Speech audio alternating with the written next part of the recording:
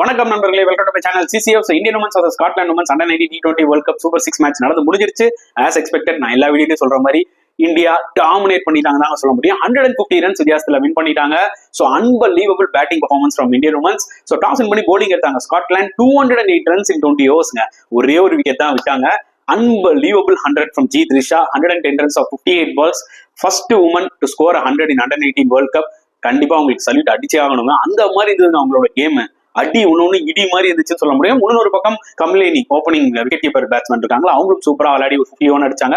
அதுக்கப்புறம் நம்பர் 3 சானிகா, அவங்களும் வந்து செம கிளாசிக்கா விளையாண்டாங்க 29 ரன்ஸ். அண்ட் சேசிங்ல ஆப்வியஸ்லி ஸ்காட்லாந்து ஸ்ட்ரகிள் ஆவாங்க, நம்மளுக்கு நல்லாவே தெரியும். அதுக்கேற்ற மாதிரி 58க்கு ஆல் அவுட் ஆயிட்டாங்க. ஸோ ஆயுஷி சுக்லா சூப்பரா போட்டு 3 விக்கெட் எடுத்தாங்க. ஒன்ஸ் அகைன் வைஷ்ணவி சர்மா ஃபென்டாஸ்டிக்கா போட்டு 3 விக்கெட் எடுத்தாங்க. த்ரிஷா பேட்டிங்ல மட்டும் இல்லைங்க, போலிங்லயும் செமையா போட்டு 3 விக்கெட் எடுத்தாங்க.